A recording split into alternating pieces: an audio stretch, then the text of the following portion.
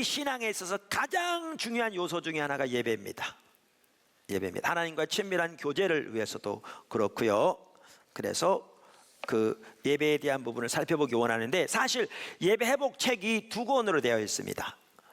거기에 나와 있는 중에 예배에 대한 가장 중요한 핵심적인 부분을 요약해서 여기에 아무래도 제한되니까 요약해 놓았는데, 우리가 잘 배워갈 수 있기를 바랍니다. 첫째, 하나님의 훌륭한 사람들은 모두 예배의 사람들이었습니다. 여러분, 하나님께 드려지는 예배와 우리 신앙은 절대 분리되지 않습니다. 그러니까 예배와 우리의 신앙과 삶은 분리되지 않는다고요. 그래서 하나님과 동행했던 사람들은 예외 없이 예배의 사람들이었습니다. 우리의 모든 것에, 그러니까 우리의 삶, 우리의 사역, 하나님과의 관계 등 이러한 부분에서 우리의 모델이신 예수님을 보아도 명백하게 알 수 있듯이 예수님은 무엇보다 예배의 사람이었습니다. 우리가 사람이라고 표현할 수 있겠죠. 그분은 온전한 인간이자 온전한 하나님이셨으니까요. 그럼 예수님은 놔두고라도 여러분 신구약의 하나님의 사람들을 보십시오. 믿음의 조상 아브라함, 그는 무엇보다 예배의 사람이었습니다. 그는 가는 곳마다 제단을 쌓았습니다. 여러분, 다윗, 하나님이 직접 말씀하시기를 내 마음에 합한 자라고 표현한 그 다윗, 우리가 지난번에 살펴본 것처럼 다윗은 그의 유일한 인생의 단 하나의 목적이 하나님의 영광을 보는 것이었는데, 그 다윗은 예배의 사람이었습니다. 정말 다윗은 깊은 예배를 드린 사람이었고요. 여러분들이 다윗이 쓴 시편을 보아도 그가 얼마나 예배의 사람이었는가를 금방 볼 수 있습니다. 사무엘, 그는 엘리 시대 자란 사람입니다. 사실 그렇거든요. 사방이 캄캄할수록 작은 불도 빛나게 마련입니다. 하나님이 어두울 때일수록 때로는 하나님의 사람들을 키우십니다. 하나님의 이름을 위하여. 엘리 시대처럼 타락한 그 시대, 그래서 하나님의 심판이 있는 그 시대인데 하나님은 그 시대에 사무엘을 키우고 계셨습니다. 여러분, 사무엘이 엘리 밑에서 자랐습니다.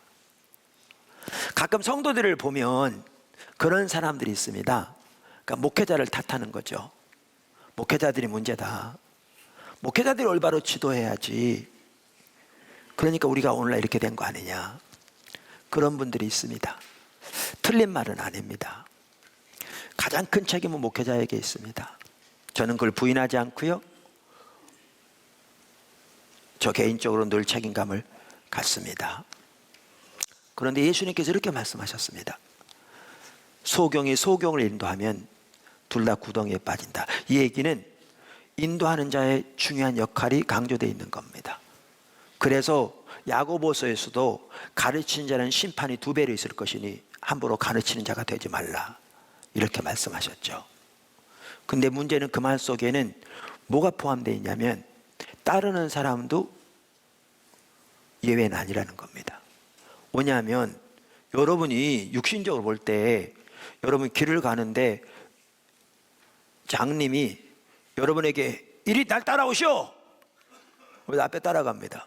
그런데 그냥 가면 거기 맨홀이 뚜껑이 열려가지고 빠져가지고 큰일 나게 생겼는데 그리 계속 가면서 따라오시오, 그러면 여러분 벌겋게 눈 뜨고 따라가겠습니까? 안 따라가겠죠. 아저씨 이리가 빠져요, 이리 오세요, 그러겠죠. 이 얘기는 뭐냐 하면 둘 다 눈이 멀었기 때문에 빠진다는 겁니다. 앞에 가는 사람이 날 따라오쇼 하고 맨홀로 들어가는데 뒤에 다른 사람도 눈이 멀었으니까 앞에서 인도한 대로 따라가다 보니까 둘 다 구덩이에 빠진 거죠. 이 얘기는 뭐냐 하면 따라가는 사람의 책임이 면제되지 않는 걸 보여주는 거예요. 당연히 더 큰 책임이 인도하는 자에게 있지만, 이 얘기는 뭐냐 하면 아무도 우리가 다른 사람에게 책임을 전가할 수 없다는 겁니다. 자신의 영적 상태에 대해서. 여러분, 거기에서 배울 아주 중요한 요소가 뭐냐?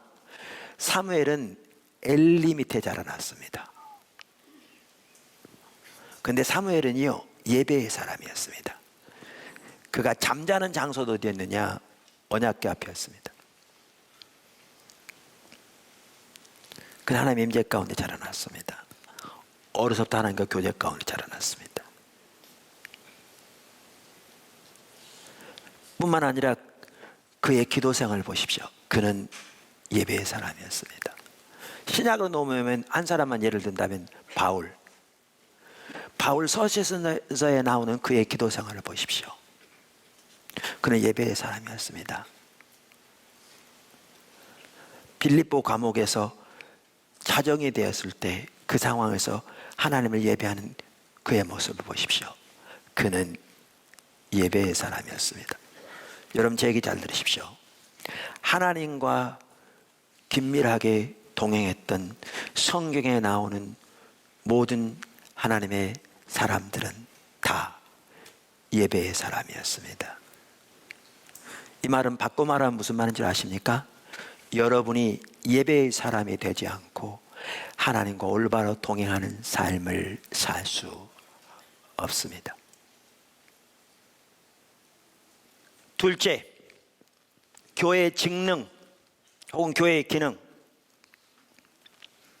일반적으로 학자들이 교회의 기능, 펑션 혹은 교회의 직능을 네 가지로 말합니다.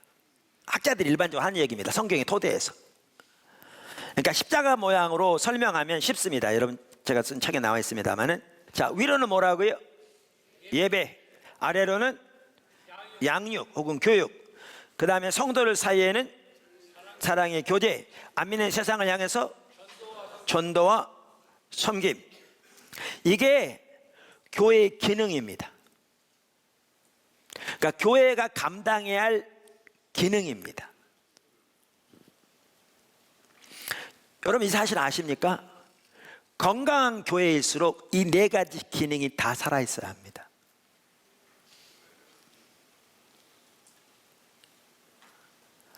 오늘날 건강한 교회라는 얘기를 많이 합니다. 또 건강한 교회라는 용어를 쓰면서 사람들마다 이해가 다 다릅니다. 심지어 어떤 사람들은 전통적으로 내려오는 그저 예배만 하더라도 순서를 점잖게 지키고 돌아가면 그걸 건강한 교회라고 그럽니다.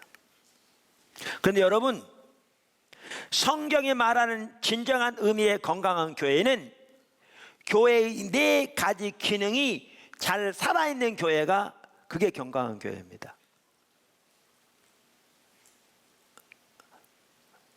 그러니까 그게 한 모델이라고 할 수 있는 그 교회가 예루살렘 교회입니다.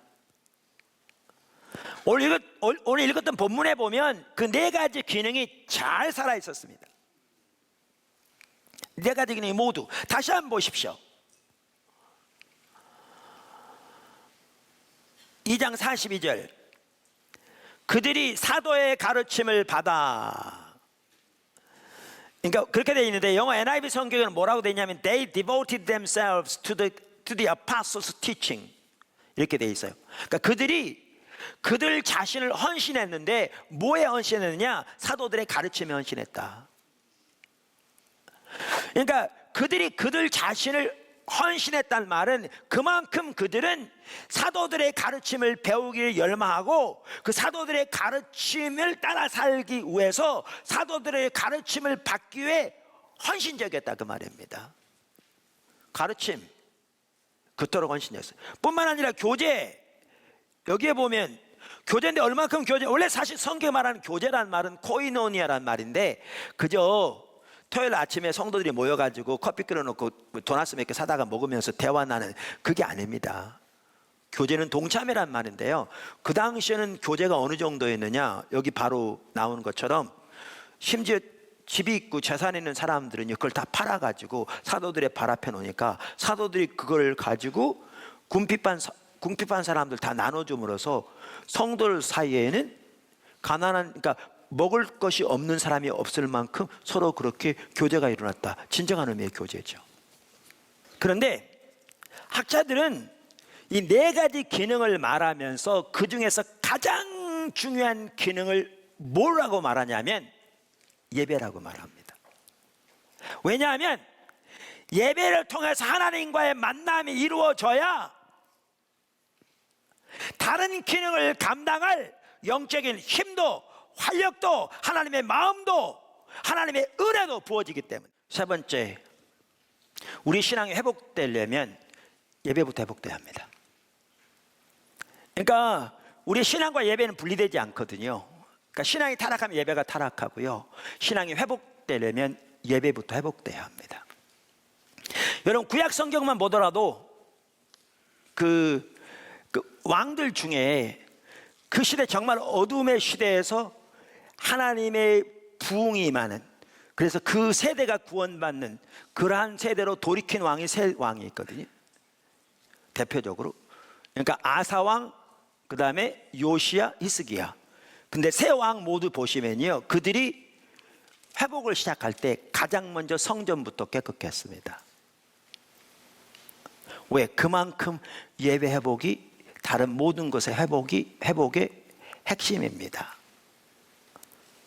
저는 지금 아까 제가 뭐라고 그랬냐면, 이렇게 네 가지 기능이 다 살아야 그 교회가 건강한 교회다. 각자 성도의 네 가지 기능이 살아있는 만큼 그 합한 것보다 교회의 건강성은 더 좋을 수 없다 그랬는데, 저는 우리들이 그 부분에 있어서 아까 하나님의 내가 절박하게 필요한 사항이 있다 이렇게 말씀드렸는데, 그 뭐부터 시작해야 되는 줄 아십니까?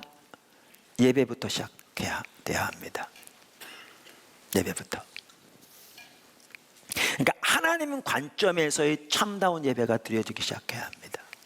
그래야 회복이 가능합니다. 회복이 가능합니다.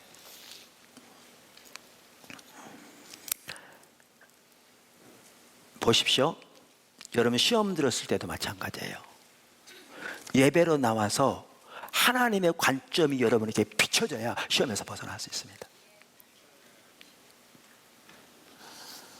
성경에 보면요, 성경에 보면 그 시편 71편에 보면, 죄송합니다, 시편 73편에 보면 아삽의 시라고 써 있는데, 그가 시험 들었어요. 왜 시험 들은 줄 아세요? 자기는 나름대로 하나님을 따라가려고 열심히 노력하고 있고, 그렇게 하나님을 따라가려다 보니까 세상적으로 불이익을 당하기도 하는데, 하나님을 전혀 모르는 사람들은 하나님 법도 모르고 자기 마음대로 자기 생각대로 하는데 모든 게 잘 되는 것 같거든요. 그러니까 시험 들었어요. 제가 한번 읽어볼게요. 13편 1절. 하나님이 참으로 이스라엘 중 마음이 정결한 자에게 선을 행하시나 나는 거의 넘어질 뻔하였고 나의 걸음이 미끄러질 뻔하였으니 이는 내가 악인의 형통함을 보고 오만한 자를 질투하였음이로다. 그들이 죽을 때에도 고통이 없고 그 힘이 강건하며 사람들이 당하는 고난이 그들에게는 없고 사람들이 당하는 재앙도 그들에게는 없나니 그러므로 교만이 그들의 목걸이요 강포가 그들의 옷이며 살찜으로 그들의 눈은 솟아나며 그들의 소득은 마음의 소원보다 많으며 그들은 능력하며 악하게 말하며 높은 데서 거만하게 말하며 그들의 입은 하늘에 두고 그들의 혀는 땅에 두루 다니도다. 그러므로 그의 백성이 이리로 돌아와서 잔에 가득한 물을 다 마시며 말하기를 하나님이 어찌 알랴 지존자에게 지식이 있으랴 하는도다.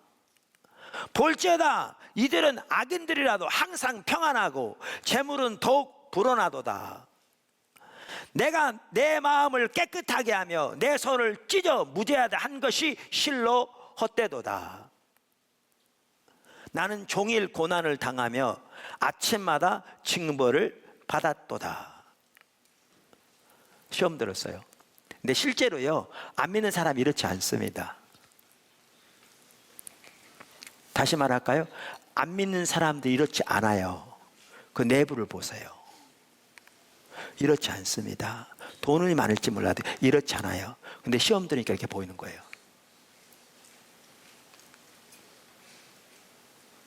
근데 언제 해결된 줄 아십니까? 언제? 바로 그 다음 절.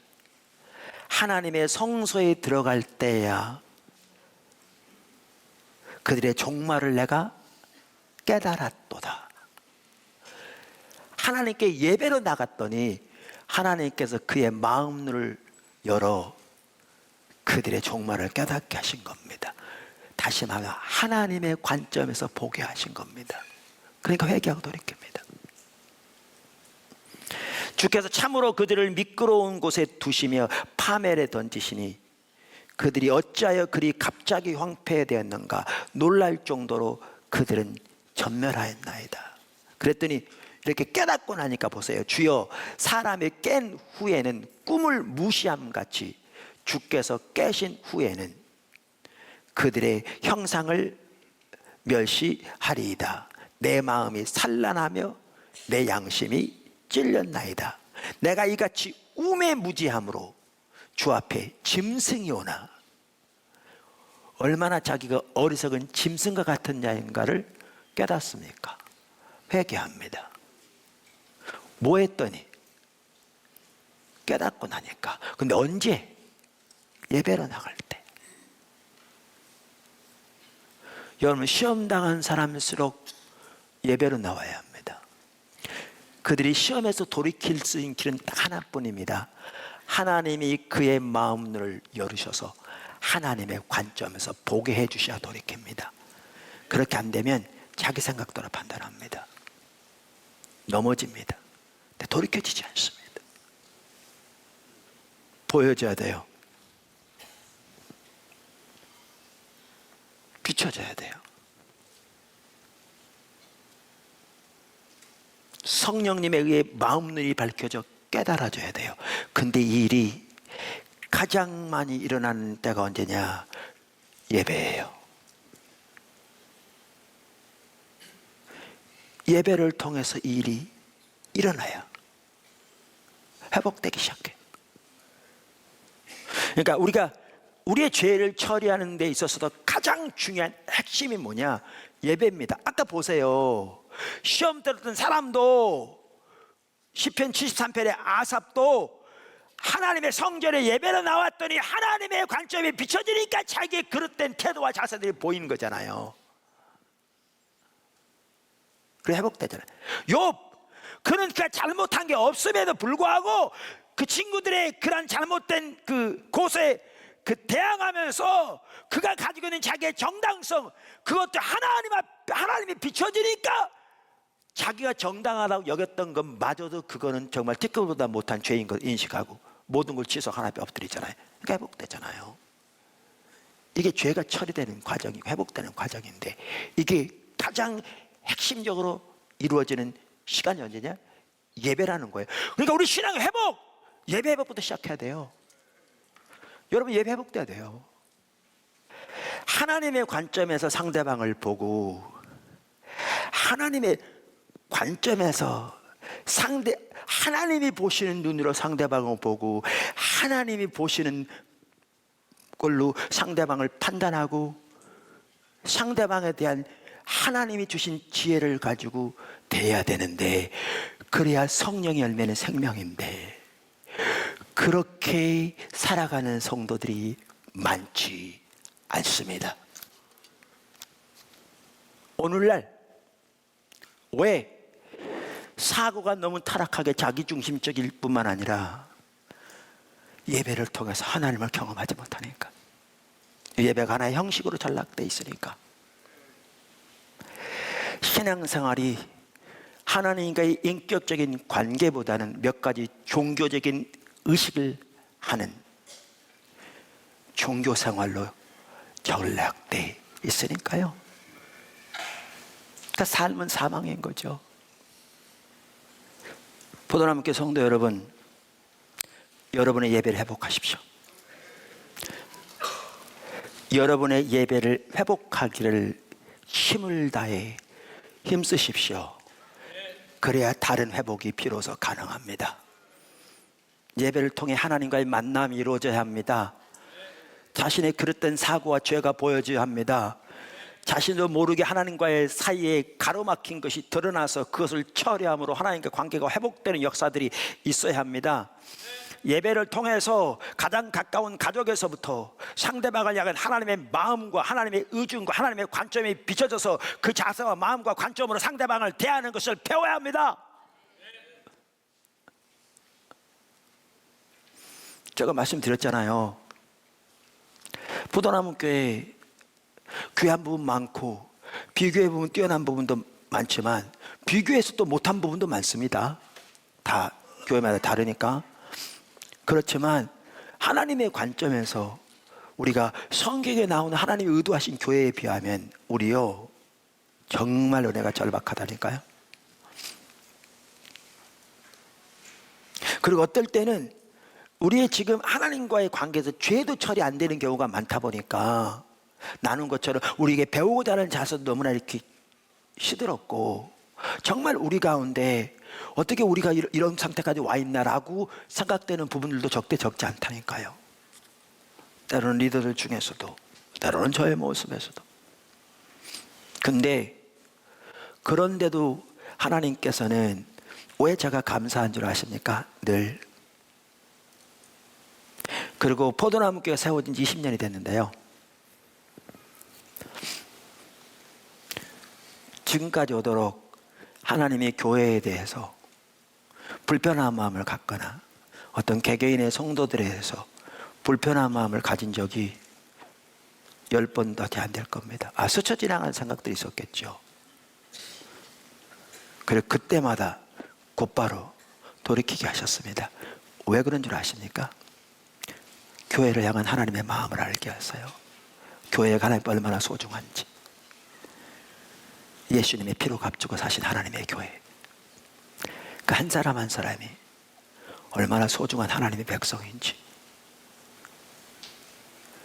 하나님의 관점에서 보아야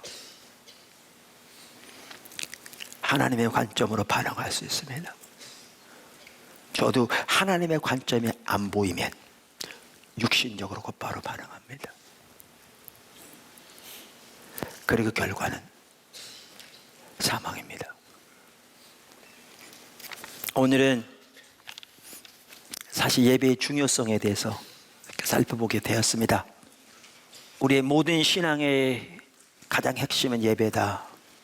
하나님을 아는 데 있어서도, 하나님과 친밀한 교제를 위해서도, 하나님과 동행하는 삶을 위해서도, 그리고 우리의 신앙의 삶이, 교회가 회복되는 첫 단추도 예배 회복부터 시작된다 라는 부분들을 이렇게 보았습니다.